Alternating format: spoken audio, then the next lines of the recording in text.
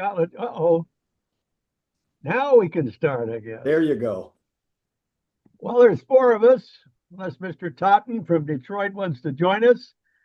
Hello and welcome aboard the Astro Hour. 2 hours late, but doggone like the Postal Service, we're going to deliver. So we're already into our sixth year, episode 263 of the SBAU Astro Hour. This one from March 9th through the 15th. And I'm Ronnie Heron. Our telescope club is the Santa Barbara Astronomical Unit. As I like to call it, 93 million miles of fun with our sun and the rest of the stars in the universe.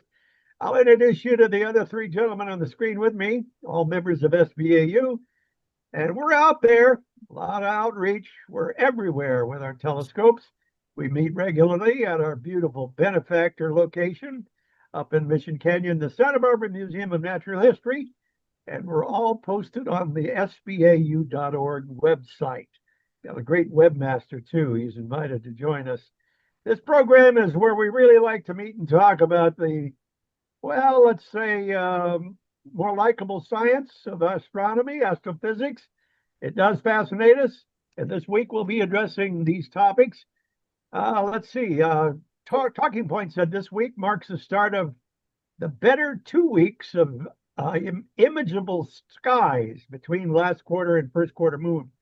And for one thing, we're in the season when our northern hemisphere sky gives us a clear view of the Milky Way. Our later galaxy pictures are not going to believe. You got that exactly wrong. You got that exactly wrong. The Milky Way is around the horizon, so we get to look out of it at other galaxies. The Milky Way is not in the way. Oh, it's not in the way. No, so we're seeing out into intergalactic space. Okay. Did we get through Milankovitch cycles last week, or are we just continuing that topic? Because it's in your talking points, Jerry. Yeah. All right. Well, very fascinating stuff. And the asteroid 2024 YR4 looks like possibly won't hit the lunar surface in 6 years. None of us are going to be around to see it, so it doesn't really matter. As subterranean life forms viable on Mars? Well, they're not visible yet, but they might be viable. Let's meet the crew, shall we, ladies and gentlemen? I should do this by memory. Well, I'm doing it from memory. There's Jerry. Hello. The score is AI 5, Jerry Wilson 2, going into extra innings this Monday the 9th. Yeah, President. I know you say it's not AI, but it's posted on my screen, AI acceptance or something with this Zoom thing. And how's Pat and everybody else you want to say hi to, Jerry? Oh, Joyce. Hello, Joyce, and Calvin and Riley, my two grandkids. Everything's fine. We had a little mass technical confusion this morning, and so we're recording this 2 hours after our regular recording time. That's true. We don't care. That won't affect us. We just love getting together and chatting about this stuff. You can see it posted later on YouTube if you want. We save all these. Yeah. There's our outreach guy, and he's awesome. Chuck McPartland, married to a Pat as well as Jerry. And now it's Pat and the rest of the world of your cats, Pat and the cats. Everything's fine here. What's our soonest big event coming up? Probably, let's see, the Museum of Natural History on the 14th. We're doing a couple of schools, but they're not public events. Okay. Look who else joined us, Tim Crawford. Thanks. Hello there. Yeah. How do I refer to you? Telescope expert, resident lens crafter, workshop? Oh, no, just kind of one of the guys, that's about it. Clubby. Well, you and I both should be in the Big Bang Theory TV show. You know that, don't you? Craftsman at large. He's married to Karen. And doggone, if the man that I guess saved us, I guess I'm giving you credit, Tom Totten. He's back in Detroit as president, webmaster, resident technical genius, married to Suzanne. Anything you want to say, Mr. Totten? Sorry for causing the problem this morning, but not getting Jerry the proper password quicker. You didn't cause the problem. We muddled it into it all on our own. Well, I personally think if there are passwords there, we should all have them. I'd put them up here with everything else. Yes, I'm going to rewrite them in grease pencil across the top of my screen so I don't lose it anymore. Well, why are people mentioning passwords? I mean, I just click the link and it doesn't need any password at all. You need it if you want to go into Zoom and you probably want to be host. You'd need the password, I think. Yeah, and that's dangerous. We may have had hosts, multiple host things that blocked us out. Yep. Well, I get a We're box. here. We're here I now. get a box that says sign in. Yeah. This morning I read the small print and it said phone number or her email address. And I typed them both in and it said, nope, red print. You shouldn't have to do any of that, Ronnie. You just click on the link and it comes Yeah. up and says accept or deny. So You're not here. You don't see that it doesn't click. It does its own thing. Hey, we got sillies. This is a talking head about, I guess, how emojis are created in the sun. You want to read this, Mr. Prez? Start us off with our This is sillies. a warning for solar flares and geomagnetic storms has been issued after new images from the Solar and Heliospheric Observatory show that the big smiley face on the sun has turned into a frown. So yes, development of new emojis. That's how We it's have a done. very active sun. So if you'd like to come out to the museum on Sunday afternoon from 1 to 3, you can look at the sun in various telescopes. You with guys, safe filters. you guys normally can see little black spots, but you didn't last week. Now, 2 weeks ago on Sunday, there were no sunspots on the sun.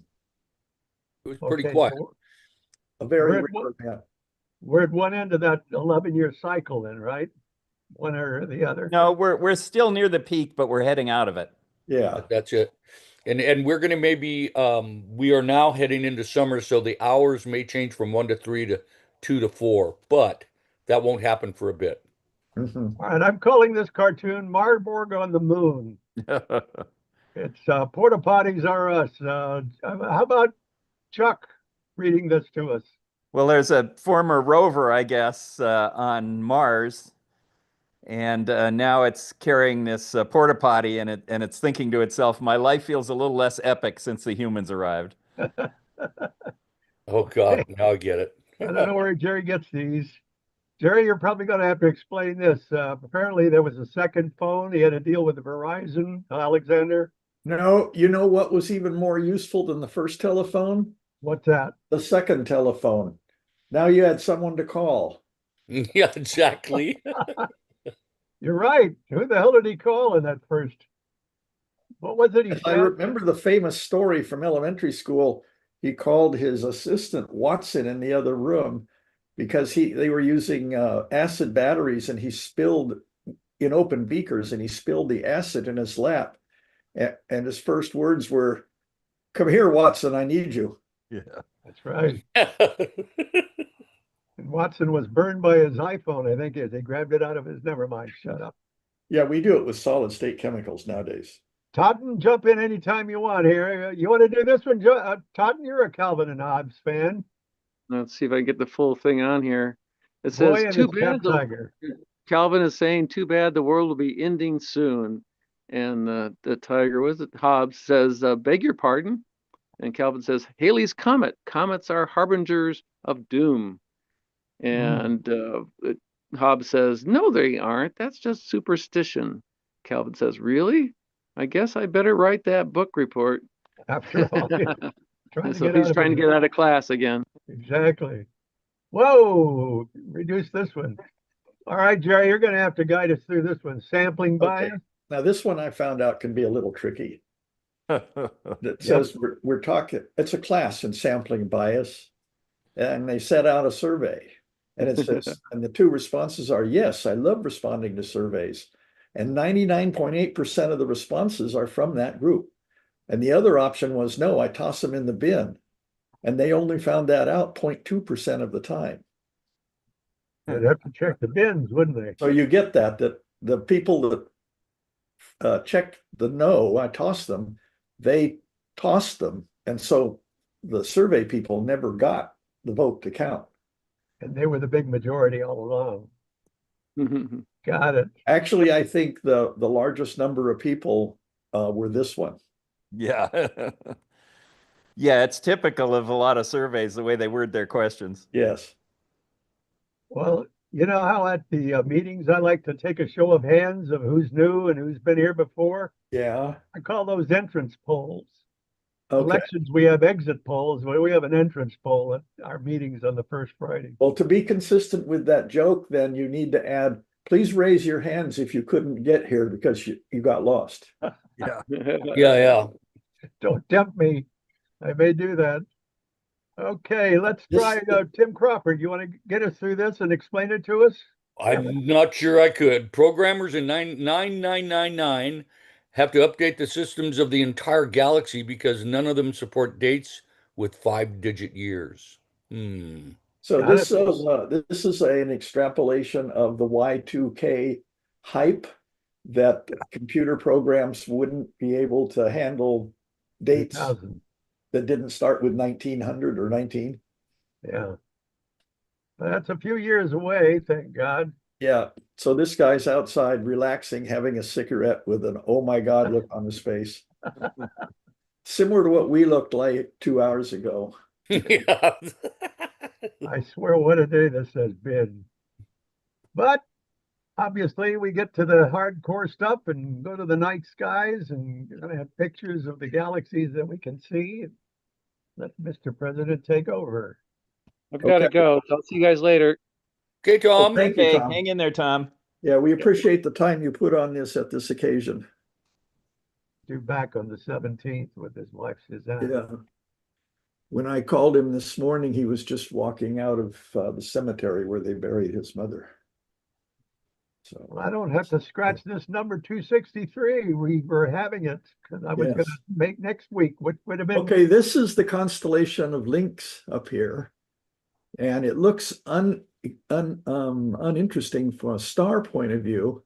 I don't think this looks like a lynx, but this is, see the Milky Way over here. The Polaris is down this region, so this is up near. Oh, and this is this elaborate thing is the Big Dipper. There's the Dipper part, and this up here going up this way and up in here, and especially up here is the realm of galaxies. And these are galaxies that you can reach with amateur telescope equipment. So we're looking at this one, picks out one that is NGC 2541. Now up in this region, there's a lot of galaxies, and they're mostly elliptical galaxies, but there's a few really spectacular spiral galaxies up here, and they are called excuse me just a second, I got to explain the timing to my wife here. got names. We couldn't get on. Is waiting is for the North pictures down of- here, Chuck? North is down by the middle of the bottom, middle bottom. Okay. Well, then I'll have you just go circle. Okay, that's going crazy. Okay. I'm just wondering what altitude, because I see Castor and Pollux up above there, and Gemini's pretty high, so Yeah. I'm a little confused by the image. But This is for our date, 9 p.m. March 9. This is above the pole star. And this is looking almost overhead. Yeah, yes, exactly. oh, it is? Yeah. Yeah. Okay. So it's the best time to see these faint eyes. Now there are four, there are a cluster of these things called the 2841 group. And I had to show all four members of this group, each on their own map, which we'll go back and forth with, because I couldn't get that red circle to show up 4 times on one chart. Gemini told me how to do it, but I didn't follow it apparently correctly. So anyway, we're going to say it, but they're up in this area. You can see this Talitha star there, and this part, these things of Ursa Major. We're going to be around in this area for one of them, and around in here. And then I think the Bear Paw is up in this region. The bear paw is Talitha, the one you just pointed to first. This. Yeah. Oh, That's the front leg of the bear. That's a star. Yeah, that's the front leg of the bear. Right, but there's a Bear Paw galaxy too. In here. Oh, yeah, okay. Yeah. Huh. No, this took me the longest time to figure out these things. This is the 2541. This is about 7 minutes of an arc across. Excellent object for amateur photography. This is really a nice picture with hydrogen alpha in it. So these are regions where they're making stars. So that's a galaxy we're seeing? What's that? That's a galaxy or a nebula? Well, 200 years ago, it was a nebula. Now it's a galaxy. Okay, so it's a spiral or is it a? No, yeah, see the spiral arms going around like this now? Okay, got it. And over there, there's nice ones. Very nice spiral. We're looking at it at about halfway or 2/3 of the way between edge on and face on. A question for you, Jerry. You said that there's hydrogen alpha in it. Are you talking about using a hydrogen alpha filter or? One of these has a hydrogen alpha filter in it. And see the red stuff in here, that's hydrogen alpha light. Okay. And the fact that this camera recorded it, either it was taken, you can take this with your regular cameras like your digital single lens reflex camera, which takes a color picture, and then you can filter out the red band, which will be predominantly hydrogen alpha. Or if you have filter wheels, then you would take a singular thing with a red filter or even a very narrow band hydrogen alpha filter and put it in there. I can't tell which way they used. Either one works. Those narrow band hydrogen alpha filters, they're really expensive, I think. They are expensive because they have very strict specs. The thing that makes a filter expensive is how steep the turnoff is from transmission to complete opacity. Okay. If that's real straight. Now, most of our filters are, leisurely sloping hills that go up and down, and those things range between, say, I don't know, $100 to $400. But a hydrogen alpha filter is very sharp and very narrow. And when you have a very sharp, a steep transition like that, that takes a lot of layers carefully applied. We would make things where I worked at Santa Barbara Research Center, we would make our own filters. Wow. And our filters had 125 different dielectric layers in it. Oh, God. Because we wanted the turn on and turn off to be very sharp. Oh, my God. What do these typically run, about $800? For the hydrogen alpha filter, I've never priced one commercially for our work here. But Okay. the 125 layer ones we were making were in the millions of dollars. Oh, my God. We had a woman at SBRC that really was the go-to person for how to get these things right. I'll take two. Now, this is NGC 2841. You can see Alpha. Yeah. Yeah, whatever it is. This is the center. This is that 2841 that the group is named for. It's in a similar area.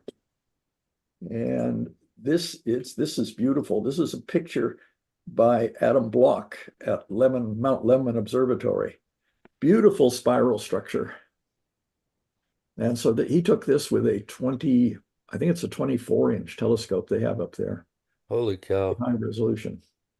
My God, the arms go around 2 or 3 times, go around the whole galaxy. It's a very dense one, yes. It's very tightly wound. I guess And so. lots of what's called flocculants, Yeah. little bluish puffs. Kind of like us today. We were tightly wound a couple hours ago. Oh, I don't let things like that bother me. And my cat's walking back. So anyway, most galaxies, when we photograph them, they have a yellow core and they have a blue surround. And this one has extra faint flocculants. What would the blue be? The blue are young stars. They're hot stars. Oh, okay. They're new stars. The yellow ones are older, cool stars.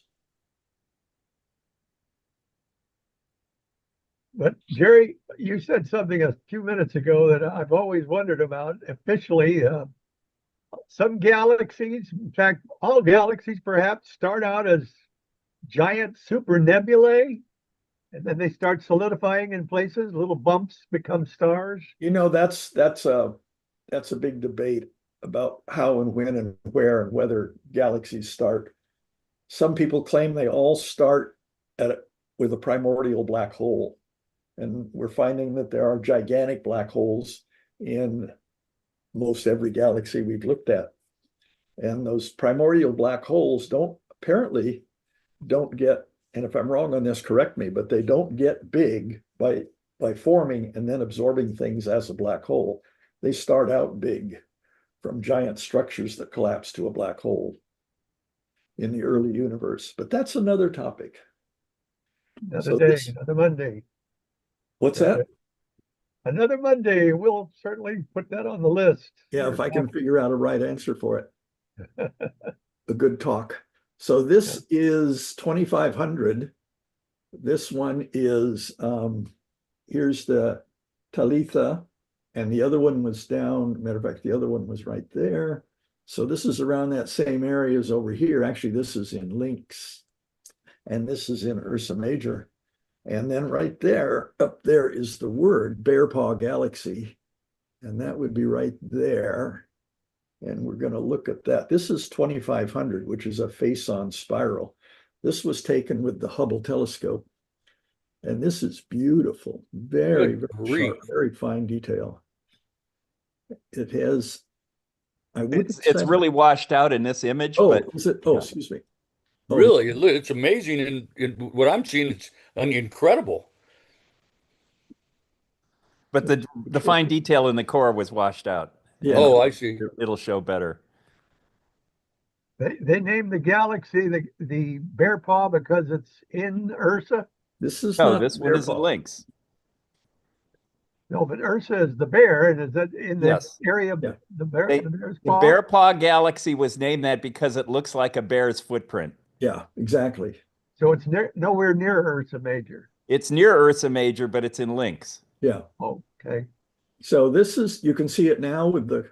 Yes, the details there. Yeah, just beautiful. You can see dark lanes here, like Barnard Nebula in our galaxy, the dark nebula. But 2500 is not the bear paw, right? No, That's correct. It is not correct. That is correct. But this is the third member of the 2841 group.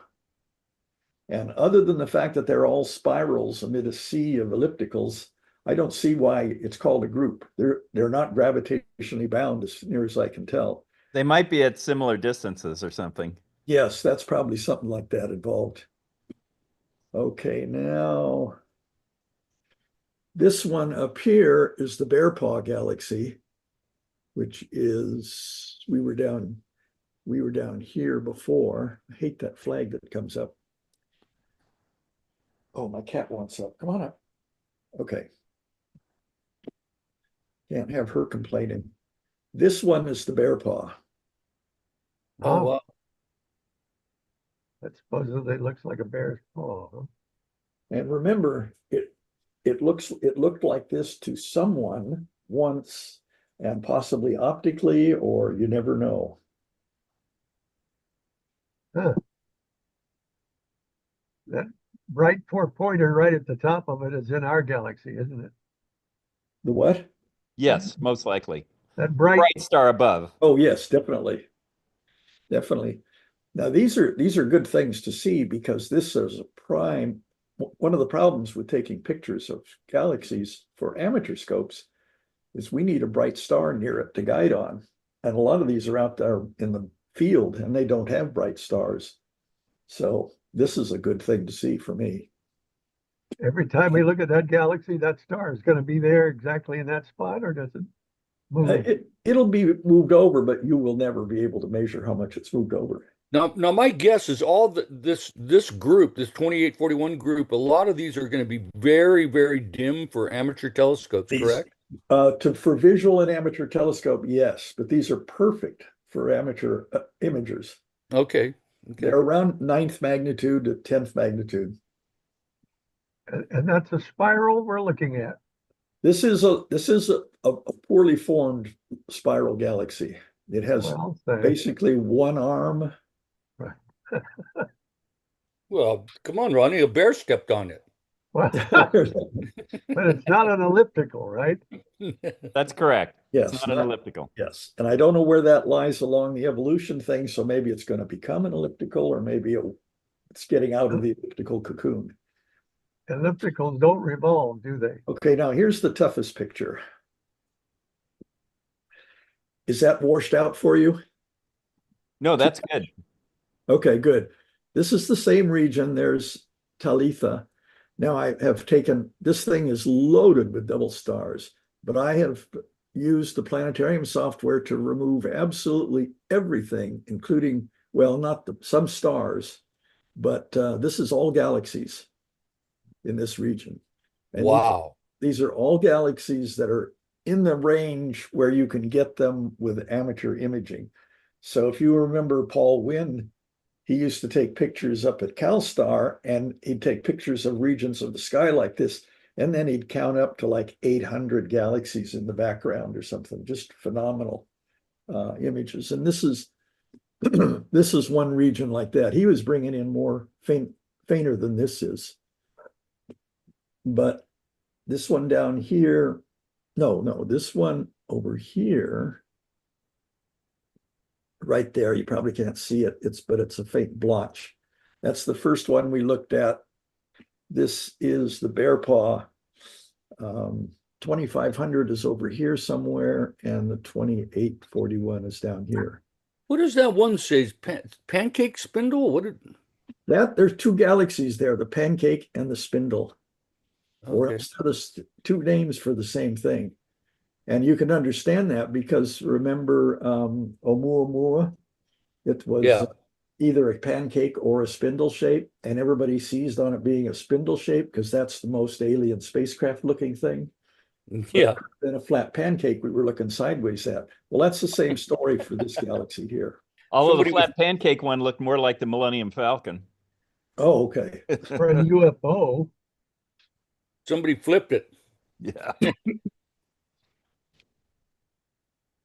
Anyway, I learned a lot about the Sky 6 by doing this film, this image.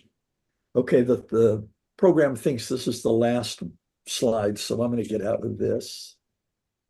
Hate it when technology thinks something and it's not true. Yeah.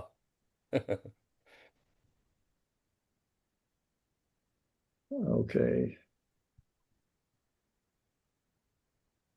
Zoom meetings is not responding, so I'm going to have to close the program. Uh-oh. Oh dear. Spaghetti-o. Well, in your talking points, Jerry, you had a lot of pictures of distant galaxies. Did we see them all? Yeah, some of them. Saw just some of them. Yeah. I don't mind looking at galaxies. I don't We mind saw, looking at we did see all the galaxy pictures. There are more pictures of some other objects. Okay, well, I'm going to sign off and then try and get back in. Uh-oh. Uh-oh. I See you think we next lost week, you. Jerry. Good to see you, Jerry. What in the world? Does that mean the three of us are on our own? No, Probably. Kick this stuff around without the captain? Let's see, Zoom meeting. If you So we close- don't have to lose you then. Okay, I'm waiting for the program to respond, but it won't. Can't you just do a terminate task on Microsoft Office? Oh, yes, I'm out of that. Okay. Yeah. We're still seeing it. Oh, you are? Yeah. Okay. No, it's the Zoom that's not responding. Oh boy. Gee, that never happens. I can't see you guys except that you're faded. Oh dear. Well, we're getting old, Jerry. That's how Okay. we look. Okay, yeah, I'll give it a try. I have a feeling we're going to lose you. Yeah, he froze, so he's gone. Oh dear. Yeah, when he freezes, that means he's gone. So then he's Well- gonna come back on. Yeah. He's not entirely gone yet. Mhm. Well, that leaves it wide open for a stupid question off the subject that I'd like to direct just to our outreach. Uh, you were there Friday night for Lopez's speech, Yes. Rosalie Lopez. I got the impression she was just picking and choosing pictures of volcanoes. Is that how it works when you do PowerPoint, or is it PowerPoint organized like Tom Totten does for our opening? I thought PowerPoint was one item after another already pre-picked and pre-chosen, but I got the impression she was just picking and choosing like her vacation shots on Friday Yeah. night. Yeah. I'm asking you. Oh, Mr. there he is. Yeah. I mean, you can do that. All right, Jerry. I mean, Okay. it's displaying what was on her computer screen, so she could go select whatever she wanted and display it. Okay, well, Jerry, if you'd like to know that question, I'll hit you with it, but otherwise we can go back on the topic. Okay, let's hear the question. Friday night, Rosalie Lopez appeared to me on stage at our meeting to just be picking and choosing photos at random, and she even threw in a couple of videos, leading me to think that it wasn't a pre-programmed. No. Her presentation was in PowerPoint. Yeah, But when people ask questions and she said, oh, I threw out the image on that, let me go get it. She was just clicking on images on her laptop. And because it was just projecting whatever she had on her screen, then that was out of PowerPoint. no, there was a logic to her talk. She Yeah. explained the different types of volcanoes there were. Then she showed examples of them. She had several cute anecdotes in there. I like two of them particularly, where it said, if you see a big bomb coming right for you, you should step aside. Yeah. And if you see these types of things, you should try to get out of range. Really obvious things that you would Excuse think me a of minute. anyway. So, no, she did a good talk, and I liked all the pictures and stuff she showed. Okay, so if she did it again, it would be the same, just like Totten's opening pictures. They're stacked up. I don't know what he calls it, but it's not pick and choose. Got it. You answered my question. Yeah, it's like a book, one page after the other. It's a slideshow. Yeah. It's an organized slideshow. Well, I was going to tell the fourth member of the screen here, he's now sitting down, that Well, we keep getting phone calls that are probably from United States, probably there's some kind of a poll question for all the Okay. stuff going on. we're just talking Yeah. about your December in-house members only speech, Tim. I'm hoping Oh, you're recognized. that. Working on your PowerPoint. All right, back to the subject at hand. Okay, now we're going down to NGC 3587, known as the Owl Nebula. Oh, It's yeah. down near the bowl of the Big Dipper, with the Polaris over here this time. So this is M97. I covered up the time. But anyway, yeah, M97, it's up here. We were just up here, bring these two red lines together, and where they meet up there above, that's the region we were in there, up there. Now, good things for visual here are M81 and M82, Bode's Nebula, and the Cigar. Little the cigar. Yeah. So those you can see with our amateur telescopes are little refractors and reflectors as two faint fuzzies. I didn't realize 81 was Bodes. I thought 81 and 82 were referred to as Bodes, but No. now I get it. No. Nope. And M108 is over here too. This is the region of bright galaxies. Here's the Coma Berenices or Virgo cluster over in this area. There's the mice. All sorts of things that have names. So they're going to be bright. Whirlpool Galaxy, Sunflower Galaxy. So this is a good region. This is one of the first objects I ever took a photograph of. Back in 1960, I made a telescope like Matt Hall did out of a war surplus World War II camera lens. Mine was a 4-inch diameter f6 4-element Aero Tessar lens made by Kodak. And it was designed to take pictures over a negative that was 9 by 9 inches. And I was using it on a 4 by 5 inch sheet film. And this is the first recognizable image I ever got. Got a lot of other image where I learned how to track manually. Do you still have that image? somewhere. Oh, Now this is what it looks like in an amateur scope. They weren't specific about the size, Yeah. but this is why it's called the owl, two obvious eyes and a roundish face. And there's the white dwarf star in the middle that is responsible for all this pollution. This is the first recorded image of the Owl Nebula by Lord Rosse. This is a drawing from the 1840-1850 timeframe. Looks like a character on the Family Guy. The star is actually up here. I don't know why he put pupils in the two lumps. I guess it was a lot of wishful thinking. You should see his crab nebula. It looks like a huge lobster. And this is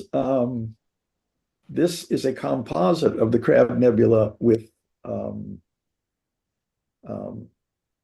hydrogen alpha in a very narrow filter. Owl nebula. Yeah, what did I say? You said crab. Oh, sorry. Yeah. That's because you said crab. Yep. I triggered it. Did you say what the two holes are? The eyes? They're just density vacuums, Oh, low values of material. really? Two little voids. Yeah, voids. Relative voids, yeah. Yeah.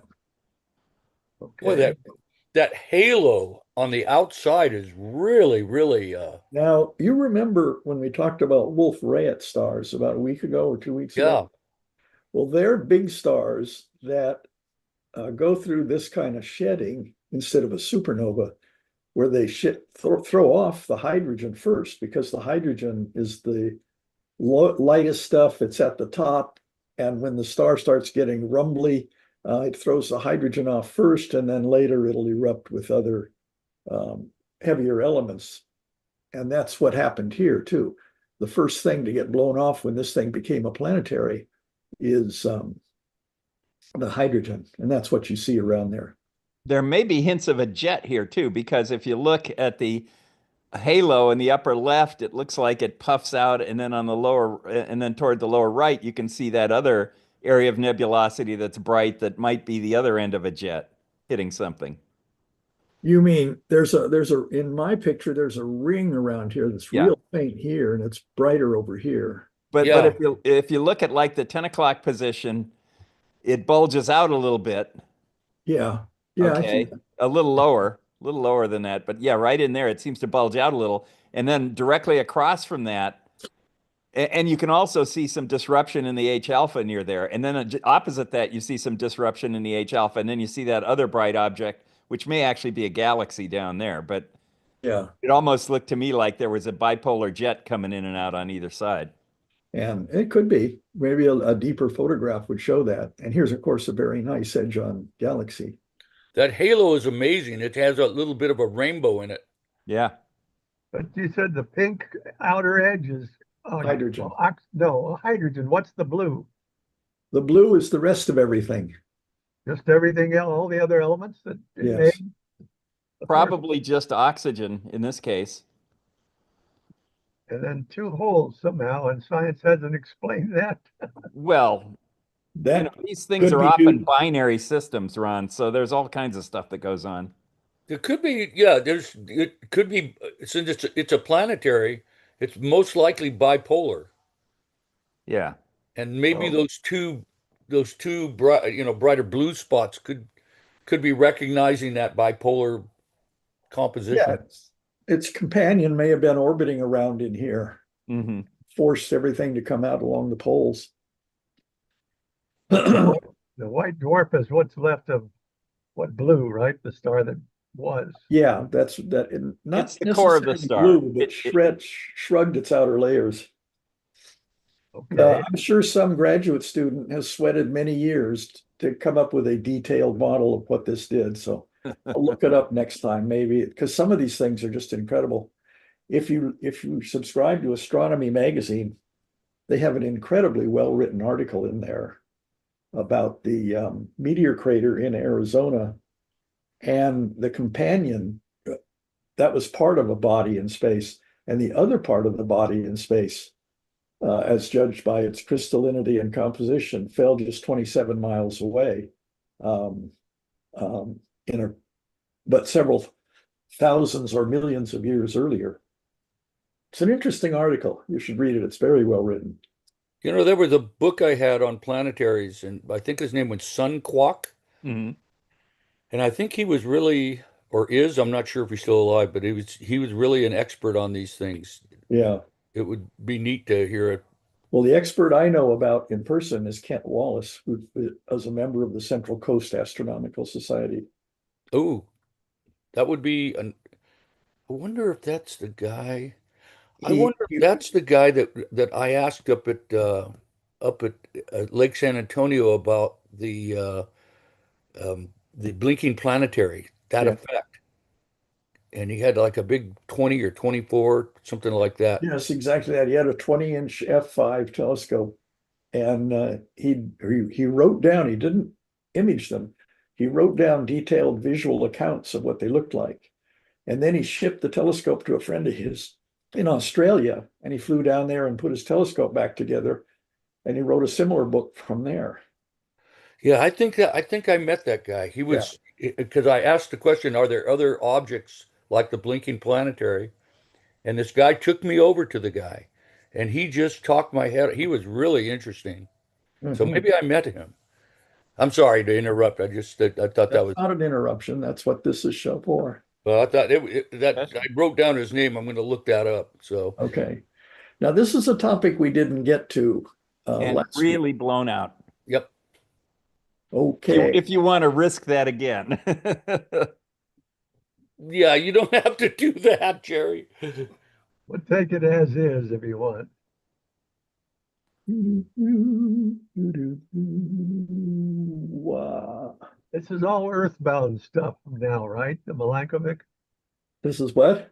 earthbound. The Milankovic cycle is the cycle, the apparent cycle people have found for ice ages. Yeah, on the Oh. Earth.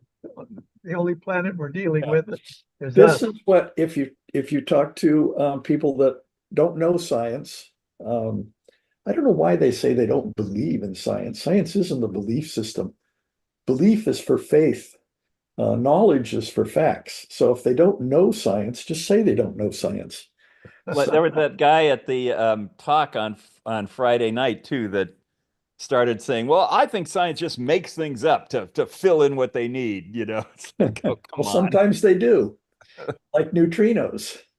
Who They is do that a little lot of reasoning. Who is that little prodigy who sits up front that sometimes takes over? You know who I'm talking about? That Yes, I started know. the questions. Yeah, he's very Who is he? enthusiastic about these topics. Okay, I don't know his Milankovic. name. Okay, so what has happened recently? This is where people that don't believe in global warming or don't know global warming, what causes it and what it is, they point to the Milankovitch cycle and say the Earth has been swinging back and forth through millions of years in its weather. So why be worried about it now? And of course, that's a nonsense question. But there is a Milankovitch cycle that has been going on for millions of years that governs our ice ages. And roughly every 10,000 to 11,000 years, we go into an ice age. And right now, we would be going into an ice age again, according to this cycle, except that we've overloaded the atmosphere with carbon dioxide now. And so we basically erased that cycle. We're not going to go into an ice age because we've warmed the globe. But the ice age has been tracked down to the celestial mechanics of the Earth around the sun. And there are three major contributions that go together to produce the cycles. There's the Earth's ellipticity around the sun, and it changes from being very elliptical like this is an exaggeration, to very circular like this. And when it's elliptical, then it has regions where it's far away from the sun and cooler, and it has regions where it's closer to the sun and warmer. Plus, there's the tilt of our rotational axis of the sun. It says N and S, but that's not a magnetic. Well, actually, it looks like it's about right for magnetic. But these dotted lines are the angle of rotations that we have. And for a spinning top like this, it precesses and it goes around a pole around every 26,000 years. So we get a North Star right now, a Polaris. In 12,000 years, we'll have, what is it, Vega? Mhm. And then, precession, that's what I'm talking about here. Yeah. This is the tilt of the Earth's axis, which varies, but that's precession with getting our new pole star, between 22 and 24.5 degrees. The greater the tilt angle is, the more solar energy the poles receive, and it smooths out our heat supply. So let's see. Oh yeah, this is a graphic, an artist's rendition of the Earth in a non ice age and the Earth in an ice age. So, and this is a plot of the Milankovitch cycle. This is Recession, obliquity, eccentricity, solar forcing, my God. This is the thing that we just covered. This is precession. That's the tipping of the up rotational axis in a cone. Obliquity, that's the transition from slightly elliptical to slightly circular. No, that's the tilted. That's the obliquity of the ecliptic is the tilt of the Oh Earth. yeah, eccentricities down here. Yes, you're right. Eccentricity is the size or the shape of our orbit around the sun. Yes. Yes. Do we orbit in an elliptical in the same number of days, 365, as a circular, or would it take longer? No, it just flattens and unflattens a little bit. Okay. So and then this is correlated with stages of glaciation. This is when the Earth is like it is now. It's warmer. And then down here is these ones are where the ice is everywhere. And these are periods that mark the warm stages. And so they're spaced about every, 11,000 years or something. So this is the source of our glaciation. So it's our ice ages. Well, it's just hard for me to totally grasp everything because in an elliptical, certainly there would be part of the year that we're far out and it could be colder. We don't get really augmented when it comes in closer, right? And gets hot again, you would think. Ronnie, think about our seasons now. We are closest to the sun in the middle of winter. So Now it's not distance from the sun that gives you the heat. Although there's some small contribution from that. It's mainly the tilt of our axis and whether we get direct sunlight or not. So that has the most effect. Baron, you're taking these things which are very slight variations in parameters, and you're imagining them to be very big fluctuations in it. They're not. They're very subtle. Here we see a more detailed plot of the last 500,000 years, going down years before present. And this is based on Antarctic and Greenland ice core data. We're very lucky to have glaciers. These are warm periods. These are glaciation, ice ages here, ice ages, severe glaciation here and here. And now we would be up here and coming down into another cycle like this, except that now the CO2, which is normally at here, the CO2 concentration is 380 parts per million. We're now at about 450, I think. Yeah, it's way up. We have really loaded the atmosphere. And I read the most ludicrous thing on a right-wing website where the guy is talking about how CO2 is a good thing. It's not a pollutant. It helps the plants. Yeah. It's just craziness. And I wrote back and said, it's not what we're putting in the atmosphere, it's how much of it we're putting in there. And it only needs like 50 parts per million to change our temperatures by large amounts. So, and we have big thermal systems like this have a lot of inertia. They change very slowly, but we've loaded it up. It's almost unstoppable. So that is the Milankovitch cycle. Can I add something to that real quick? Yes, please. This was going to be one of the opening headlines, but I decided not to use it. Last Thursday, March 5th, New York Times headline said, scientists have underestimated the rise of the world's oceans. They're higher than expected. Yeah, they are. But Just I'm by wondering, a few when do we centimeters. want to see that at Ledbetter Beach? Only at the Well, end you of the know, second. it varies based on currents and ocean topography too, what you'll see, Yeah. just the way the tides vary around the world. But Really? the most at risk are these Polynesian atolls, where a couple of them have had to be abandoned that were lived on for years, hundreds of years, and then Venice, which is underwater anyway half the day. You know, And Jason's New girlfriend, Orleans. Jason's Oh yeah, girlfriend, New Orleans. Jason's girlfriend who teaches out at UCSB in environmental studies. I think she spent some time in the Maldives, and she was saying that some of these people, they're just walking around in ankle deep water. Yeah. So, you know, I think some of her studies have were based on that around the globe about the water rising. Well, And how does it affect us? Worse tides? Tides get crazier? Our Yeah. higher tides will be higher. We'll get more shoreline erosion. Part of Isla Vista will slip into the sea. Yeah, I think and, it's really and storm I think surges. I think it's really complex too, Ron, because I think there's a place up in the North Atlantic where there's kind of like a pump that pumps water down deep into the Atlantic, and it travels around the Atlantic ridge, and that can cause the sea temperatures to raise or lower. And depending on that stuff, it can actually melt some of the ice, and then and so therefore the water, the mean water height can rise or lower, and now it's rising. So if you want to buy some beachfront property in Arizona, now's the time. Well, I've heard there are places where the tide ranges 14 feet. And Oh it's yeah. so There's hard to places. imagine what that Oh must no, be like.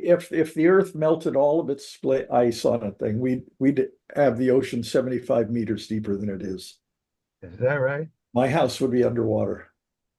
Well, it's Bay going to of be Fundy, in the Bay of Fundy out there near in Canada, you get these huge tides, but that's because of the way it channels the water flow. Right. It Yeah. amplifies Yeah. it. And that's Okay, why it so varies around the globe. we're is looking that at is any of that in the Drake equation? No. no, It's not. Okay. So you could have a planet out there with life that doesn't have a huge moon around it, affecting its oceans. this is an image of a visualization of asteroid 2024 YR4 Oh wow. approaching our neck of the woods. And this is not the end of the asteroid. The asteroid actually goes out here. That's the shadow side of it. So this is a last quarter phase for the asteroid. It's headed toward the moon. We thought it was going to hit the Earth, then it wasn't. Then it might had a 4% chance of hitting the moon. Now it doesn't.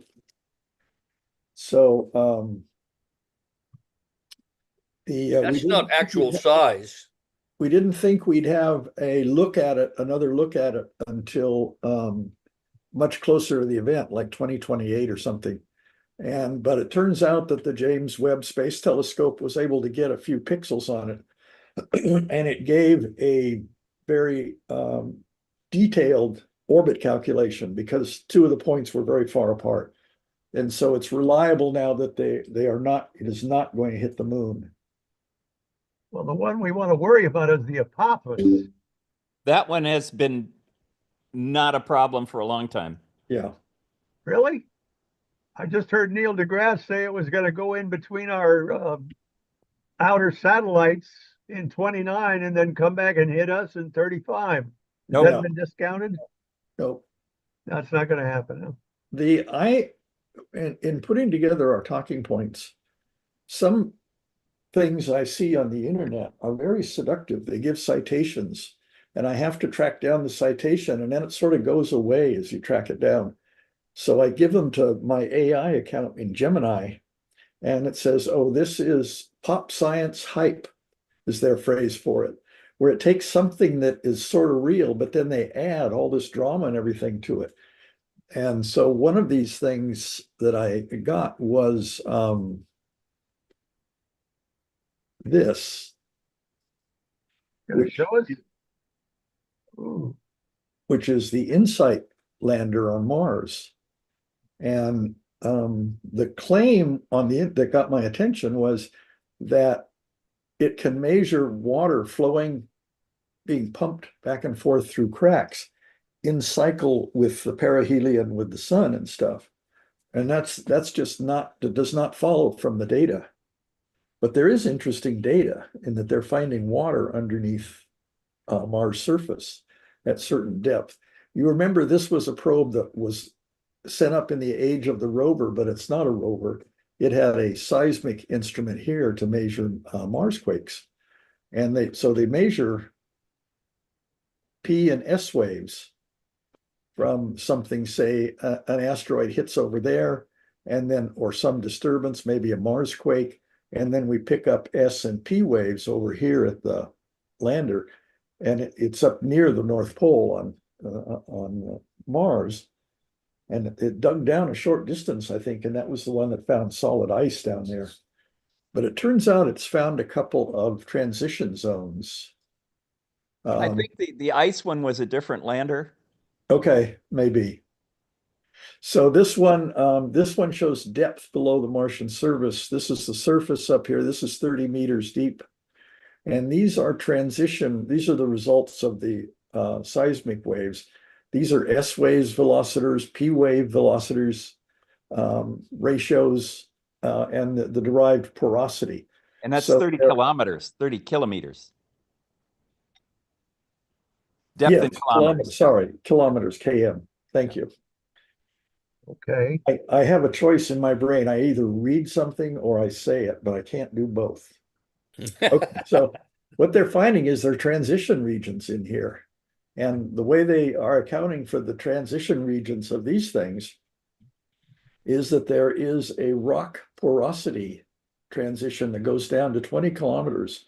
And here it's filled with water, and above this, it's dry rock. Well, and so this is graphically represented here, a lot of fractured rock, a lot of water-filled rock, and then crustal basement. Well, this is an ideal environment for subsurface microbial life, especially if it started up on the surface and followed the water down. So the water stayed liquid. Liquid, yeah. Somehow it was warm enough to stay liquid on Mars. It's got a core. It's salty. Now this is water that moves back and forth. Apparently, well, that's the hype. But so there are things called Mars quakes, but there's no tectonics, right? There's no plate tectonics on Mars. No plate tectonics. Yes. Yeah. I thought that's what caused earthquakes. You can have earthquakes when the crust shrinks because it's cooling, and that's what happens on Mars. Yeah. Sounds like a good topic. And what's the name of that spacecraft you just showed us? That rover? InSight. InSight? Mars InSight. INS or INCITE? INS, InSight, looking inside of Mars. Yeah. I don't remember that. Do you, Tim? Yeah, I do, but I don't recollect the actual satellite, but I recognize the name. The InSight data was taken probably 8 or 10 years ago. Yeah. And this is recent analysis. Once you get a pile of data, you have your graduate students swarm over it for years to come and find all sorts of new things. Yeah. This is the one where they had that probe that they were trying to hammer down and measure the temperature flux.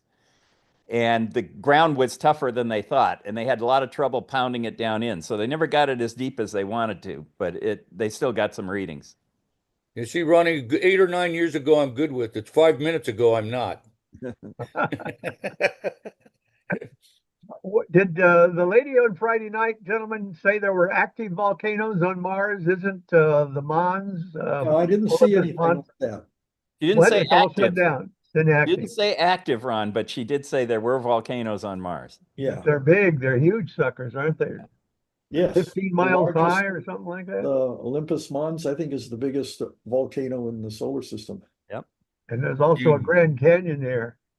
Yeah. And we somehow did it 3 hours later. Let's do it again. That was number 263. We're ready for 264 and into our 6th year. We'll see you next Monday morning, hopefully at 11 a.m. Let's all say goodnight, Gracie. Hasta nebula. Thanks for all the Thanks. trouble, Long Tom and process. Jerry. Yeah. Hasta Nebula.